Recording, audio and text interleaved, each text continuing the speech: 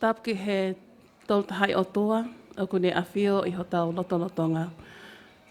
Tāpu ki he kautuk whanua e whanua ko lekeleni, o tau whakatahai he ahoni, ai ngana wao mo I Ngambri people. Ato ine whakatap ma kehe ki he talekita o e TTI, whaiwhekao toke tā unga tea whanua kata. Pia pehe whaki kia lesi na he lala ahio, mo I lai sāne whanua. I hao loto lelei, ke whalau mai ki he whetu mamaka ko eni.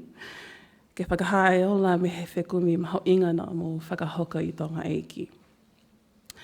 Tāpu ki he tau kei, he malae o iako, hana kotoa. Pia pehe whaki ki he komitinga oe o I konferenisi. Ai whanau ako hana kotoa, mo e kau maheni kotoa pe o ku mo mea mai. He ahoni I he ope, malo I homo whie tuku taimi, ke mo kau mai I he polokalama o e whiawhini. To our sisters and brothers who are in the room, our Indigenous sisters and brothers who are from the lands of the Ngānawa Ngambri peoples, as well as our sisters and brothers from across the region and here in Australia and from abroad, welcome and thank you for taking time from your afternoon tea to join us today. So then before I get into things, in the spirit of weaving, I encourage you to continue weaving your baskets, whether that be conceptually with the ideas, theories, or lived experiences that were shared with you and that you have learnt in the last couple of days, or whether it is through continuing to weave and form the connections and relationships that you have established and strengthened during the course of this conference. In terms of literally weaving, however, as you can see, I'm no expert weaver. It's a skill that I've yet to grasp, but I hope to improve during this conference. My name is Dr. Gemma Malungahu. I'm a Tongan Research Fellow from Golonga as well as from Haatafu and Haapai, and I will be chairing this very important session. Professor Meg Taylor sends her regards and her wishes, and she wishes that she could join us today. And we acknowledge Professor Meg Taylor for her valuable support and guidance in the Tonga National Survey. The Tongan Attitudes to the World Survey was commissioned by the Australian High Commission to Tonga and conducted by the Tupou Tertiary Institute's Research and Training Centre. The National Survey is the second of its kind, with the first Tonga Poll being carried out in 2023. And the recent one carried out late last year. This is an expansion of a body of knowledge where we've had an Attitudes to the World survey undertaken in both Samoa and Vanuatu, and I acknowledge some of our experts in the room who had also taken part in that research. As we all know, the world has seen significant geopolitical tension and civil unrest, most recently including conflict involving the United States and Iran. We've all felt the ripple effects from rising fuel prices to broader uncertainty across global politics and also travel. These shifts inevitably reach the Pacific, shaping our region in ways that we cannot ignore. That is why this national survey is very timely. The purpose of the survey was to capture how Tongan citizens understand the world around them, how they view traditional and non-traditional partners, where they place their trust, how secure they feel in an increasingly unpredictable global landscape. It offers a window into how Tongans interpret international developments and provides a foundation for local, national, and regional dialogue about Tonga's place in a rapidly changing world. Understanding how Tongans perceive these factors is essential for informed decision-making at the local, national, and also regional level. Today's report launch presents the findings from the 2025 National Survey, as well as with comparisons from the 2023 results, showing how Tongan attitudes are shifting, adapting, and responding to the world around them. With that, it is my great pleasure to officially open the launch of the Tongan Attitudes to the World Survey report. And without a further ado, I would like to pass it on to our amazing esteemed panel speakers who will present the research design. Reverend Dr. Unga Deagata, the Director of Tupou Tertiary Institute, Mrs. Lacey Lahelala Ahio, as well as Mrs. Eli Sane Fonua. Please join me in welcoming them.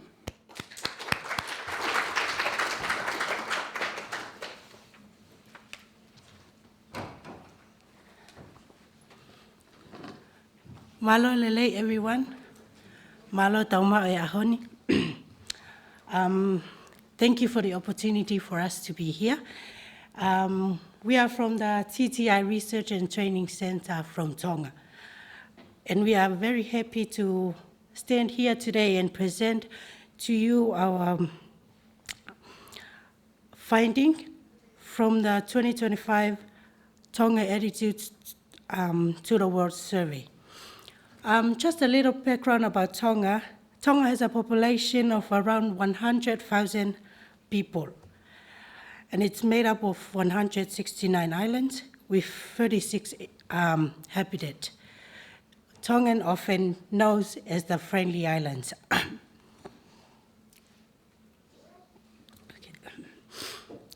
Our presentation is today is divided into 3 parts. I will begin with the methodology and the context, followed by the key findings, and then conclude with trends and strategic implications. Why this study matters? As a small island state, Tonga is highly exposed to global development. Events beyond our region, whether geopolitical, conflict, pandemics, or climate change, it directly shapes our security, our economic, and our future. These studies provide an important window into how Tongans understand and respond to these global dynamics.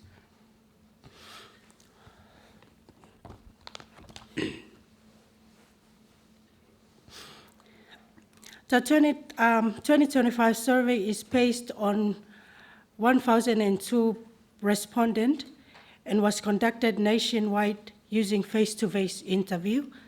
Some of our enumerators were divided into the outer islands to get information for this survey. Importantly, the methodology closely replicates to the 2023 survey and allowing the reliable comparison over time.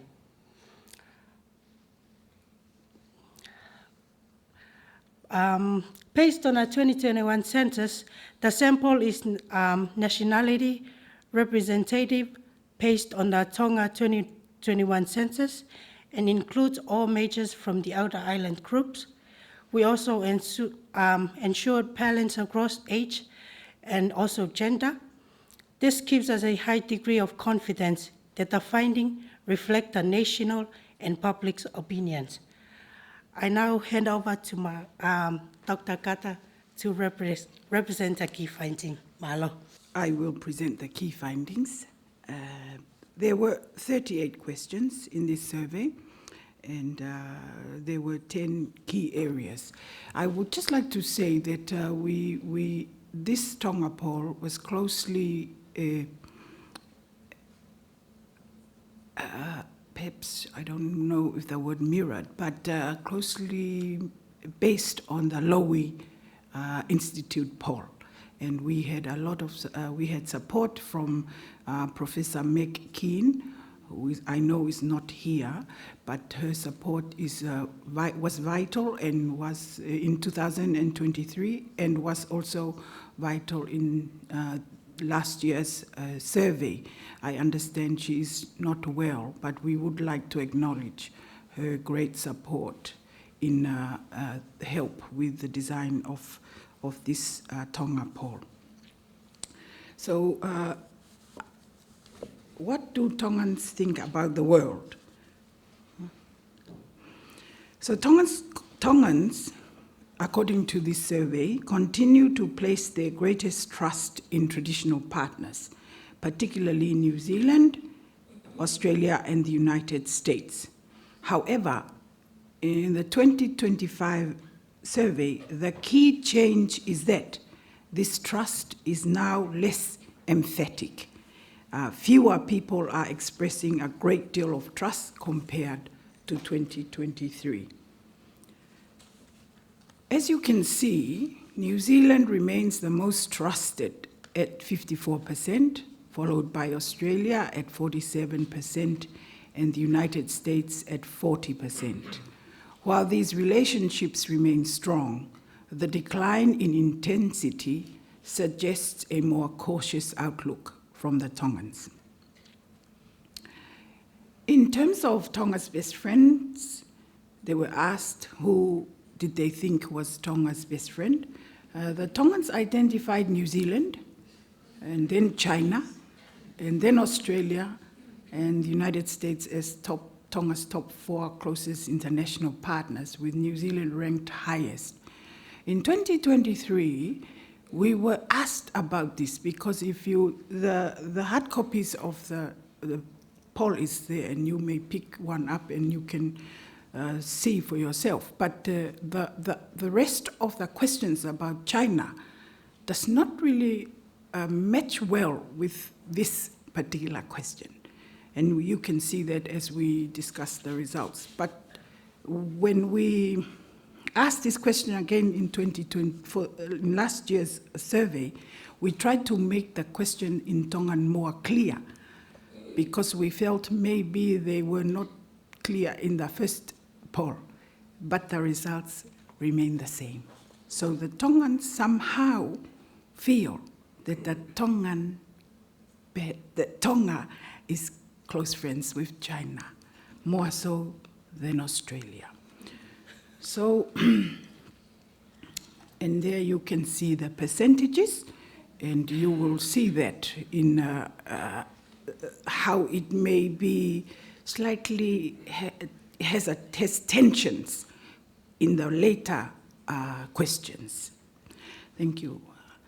In terms of global risks, Tongan remains highly aware of global risks, but compared to 2023, the intensity of concern has moderated slightly.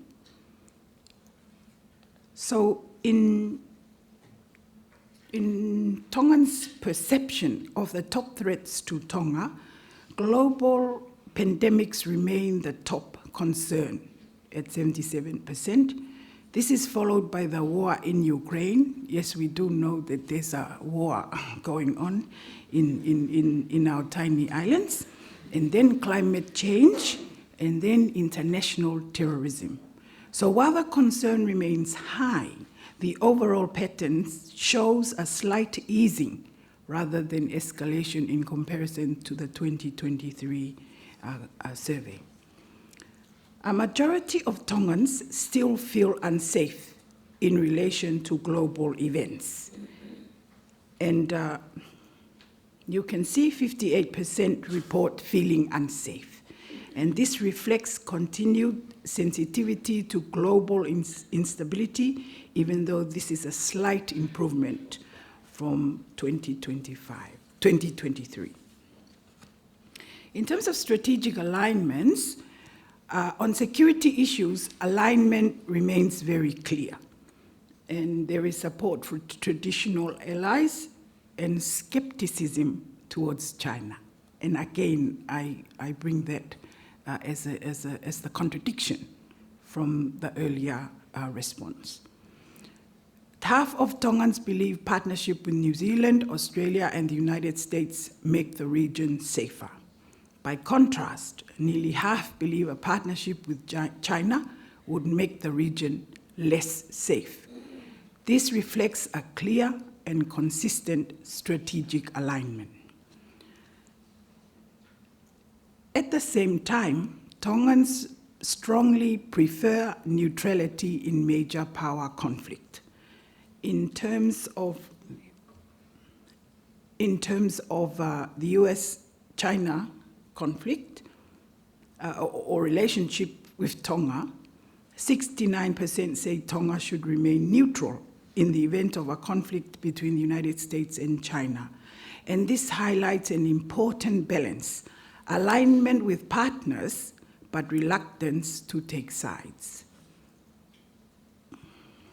In terms of attitude to democracy in Tonga, which is a question that was not in the Lowy poll, but was in the Tongan poll, and that was to see what type of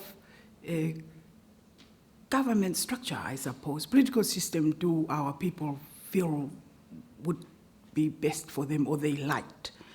And Tongans strongly favor their current political system, with 58 preferring the existing hybrid method, if you can call it that, that combines monarchy and democracy, making it the most widely supported option.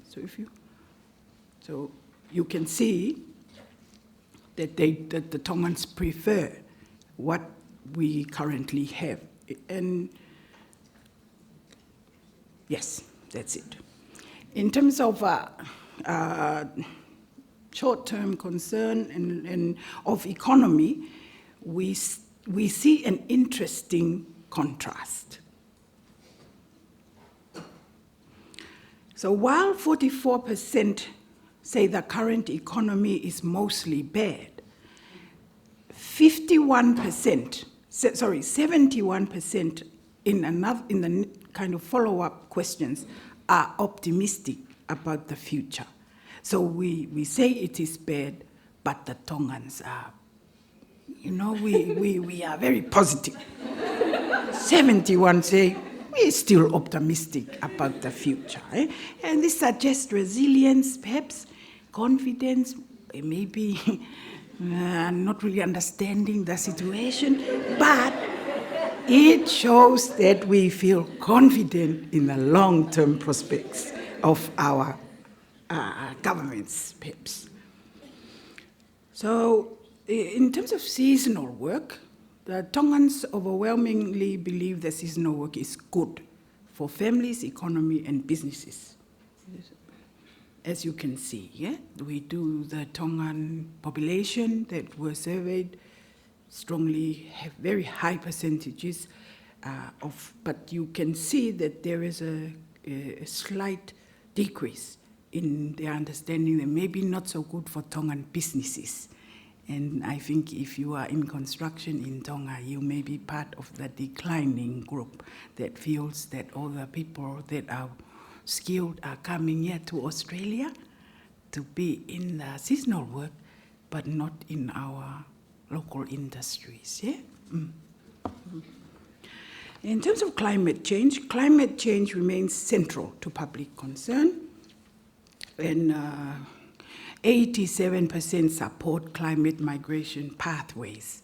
However, there is a shift towards more balanced responses, combining urgency with practical considerations.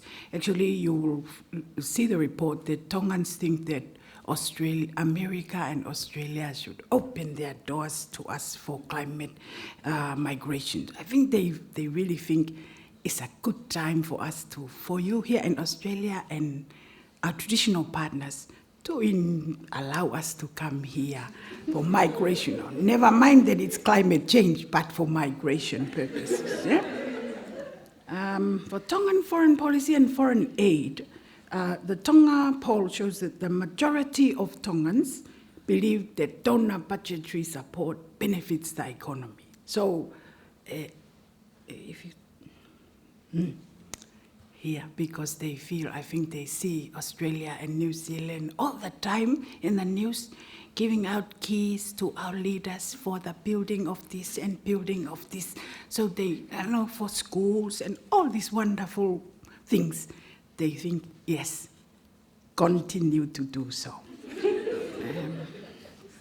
Budgetary support for donor support, that it shows that Tongans prioritize, when they were asked what are the top priorities that you think donors need to support, health was number 1, education, and then number 3, long-term economic development. In 2023, it was long-term economic development that was number 1. So we can now see that there's a slight reorientation, but still the top 3 of those items. Budget, in terms of budgetary support for donor support. Yeah, that's the graph. Yeah. Yeah, next one. Yeah, I think that I'm supposed to sit down now.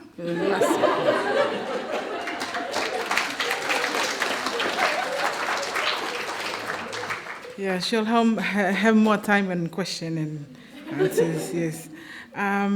Moving on, for trends and strategic implications, I will now highlight the key trends and what they mean for Tonga and the region.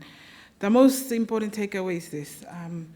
We are seeing a softening of views, but not a shift in direction.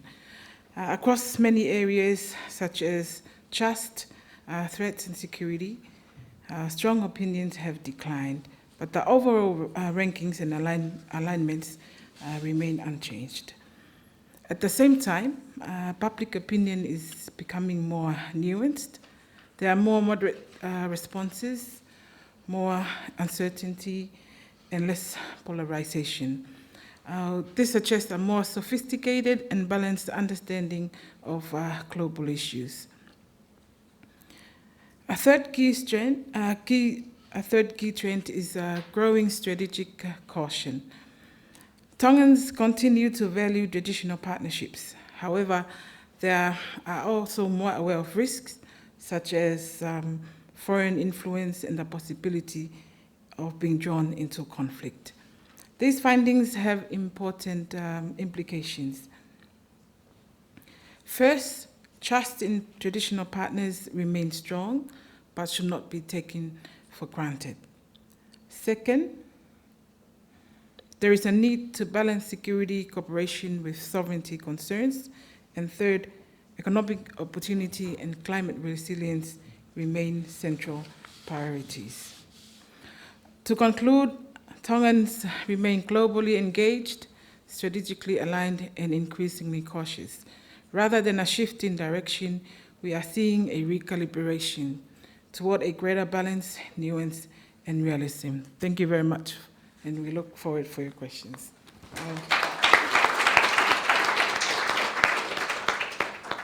Yeah, us Tongans, we move fast. So if you didn't capture any of that, I'm sure you'll have the written report to have a look at more thoroughly. But this is the time for Q&A and comments. There is a roving mic that I will come around with. So any questions from the audience?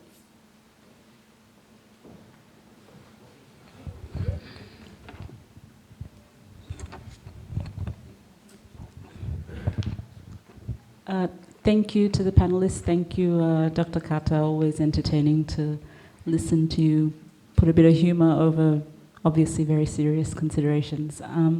I wonder, and I'm sure it's probably in the printed version, but whether you sex disaggregated the data. Just so it would be interesting to see whether those perspectives were shared, how, I guess, the spread between men, women, and young people? We did not have gender segregation. We do have the data, but we did not analyze it like that, using that. And it needs more work. Huh? Jennifer, why are you making us do more work? But we will, that is noted. Thank you, Jennifer. And if I could, is it on? And if I could just ask a follow-up. And I think for when Vanuatu's Attitudes survey was launched, I think one of the, not criticisms, but I think one of the, I guess, questions that was raised quite often was, how is this research informing government policy? And so my question to TTI is, just around your socialization of it and how you see it being taken up and aligned with government policy decisions around human development or any of those. Malo Abito, we in the 2023 poll, we went around to, we have held information sharing sessions with top government officials, and we did go to our communities from which we collected this information. We hope, and we will do the same process.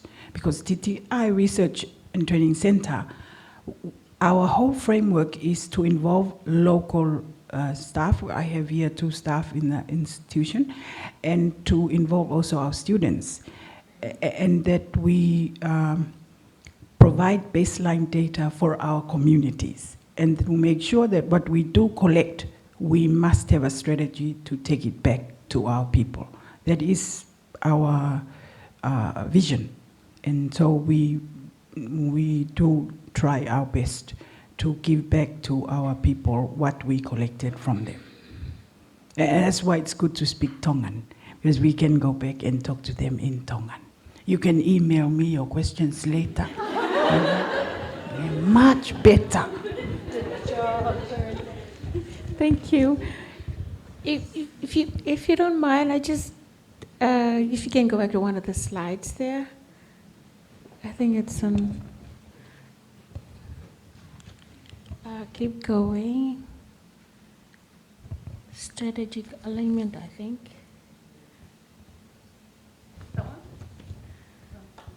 Which one? Strategies alignment. Yeah. Remains as clear. I just want to ask, why is that? That one? Which one? This one? Yeah. Ah. Why do you think? So of course we have not been able to ask that qualitative question, but this is just my thinking. So Tonga can see that China government is also very present in Tonga. You know, also the same with New Zealand, Australia, always giving the key to the opening of this building, or scholarships for here, and similar situations. But, and increasingly Chinese businesses are taking over retail businesses in Tonga. But we know that they're there. But when we buy their stuff, 3 days later, it's not working. So it's not that we do know that they're there, but the quality of products that are from those shops and those construction companies are not as strong or as of quality with the ones from Australia and New Zealand. I think have high standards. That's what I think that's the perception of why there is a contradiction. So we do see them, and actually China, I feel, it has more approachable in terms of grassroots projects. So if I feel I need to get some funding for some project that you don't go in and fill in these forms that takes months to go into the Australian office, and then later, in China you go in today, tomorrow. They come. You come and say, yes, you check his skin. So the process is less stringent, I think. But we do know that when we do go into the Chinese shops, I don't know about the Tongans here who've been here in Canberra for long, but those of us living, they quickly break, not of quality. So I think the Tongans know. But at the same time, when you are living in a culture like Tonga where you have a funeral tomorrow, see, you don't plan funerals. It just happens tomorrow. You have to go into the Chinese shop, because that's the cheapest, and your funeral will finish tomorrow. And as long as your responsibilities and your duties are well fulfilled, you have to go into those shops, because they are increasingly the predominant retailers in our island. I hope they don't ask anymore, Miss Moria. Malo.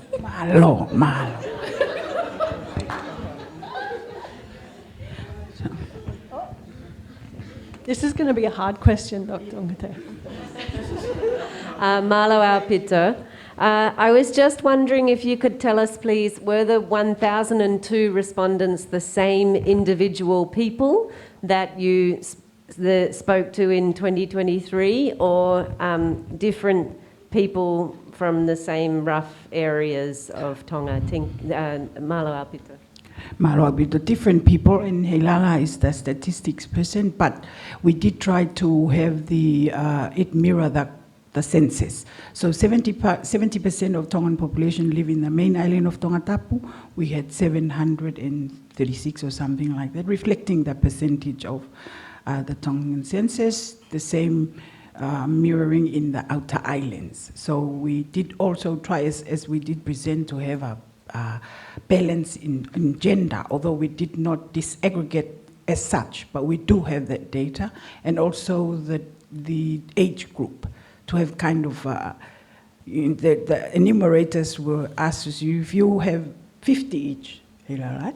50 each, you should kind of go into the community. If you have kind of young people, 18, and you go again to the next village, try to look for, different age groups. So that was part of the training for enumerators. Hello, first it's a comment and then a very, very simple question. But firstly, comment to Dr. Kata and to the colleagues in TTI. Fascinating information presented, and thank you very much for doing that survey.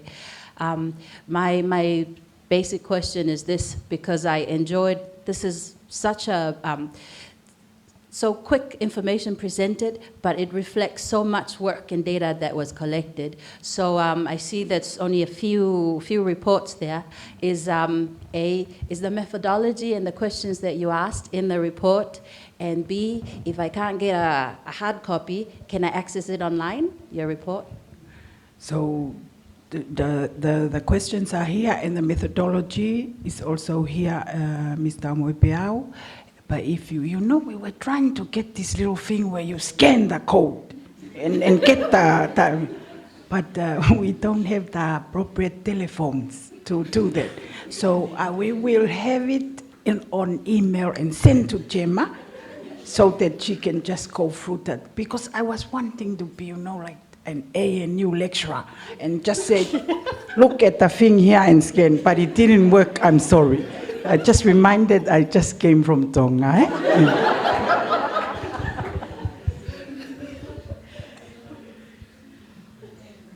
Any other questions? Thank you, Gemma. We have in Tonga time is up.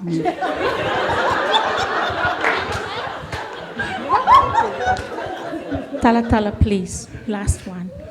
You know how the report says that the Tongans kind of feel they're pretty safe, despite of the fact that climate change and, with all the cyclones that have gone past, and the fact that they know about the Ukraine war, of course. What has that got to do with law too? Is that the reason why they're feeling very safe, because they know that they're strong in their faith? Thank you. So we feel unsafe. We don't feel safe. We feel unsafe, and we feel that the economy is not good, but we're still very optimistic, very highly 71% or something like that. And after this, we will perform a Tauolunga, our group. And that is what we call in Tonga a Mafana strategy, which is our culture, our dances, they bring us together. And that whatever happens, this conference is always, we are talking about the challenges of living in the Pacific and how can we collaborate to address those issues. And we are going to present to you one of the Tongan strategy, which is you must enjoy our culture. Be happy. In Tongan we say mafana, our spirits to be uplifted.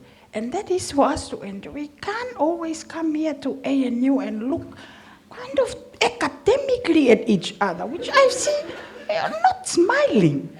And so we need to have what we call Mafana strategy, which is to try and uplift each other, and dancing is one of them. So we know in Tonga, we usually don't wear much when we dance, but we are going to, I'm not going to take everything off. But I am a church minister after all, but I will be kicked out of the organization if I do take everything off. So we will try to not to do that awolunga. This is a song from that is about the Her Royal Highness Princess Latofu, because I think she's a student here and doing her PhD too. And it is recalling the places where she comes from, ties her to us as people. And we will hopefully convey some of that mafana to you. And traditionally, you know, when you are looking at dancing, you can come and bring money and pin on us. But you don't have to, but that's just my, you know, I'm just telling you that tradition. Thank you.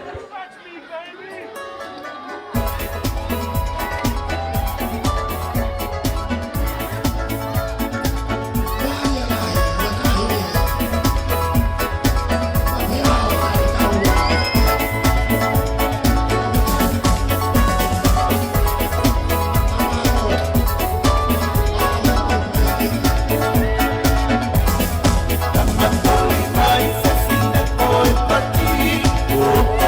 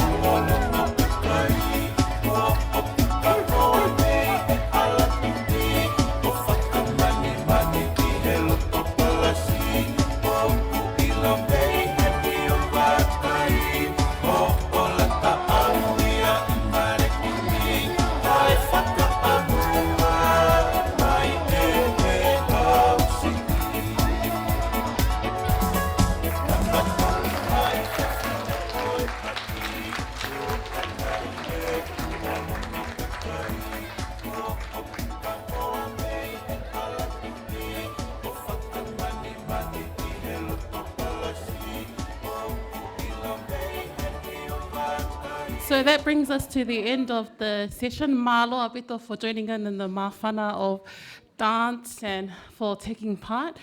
There is, as you can see, a pile of physical reports here. So don't leave without getting one if you're interested to get a copy.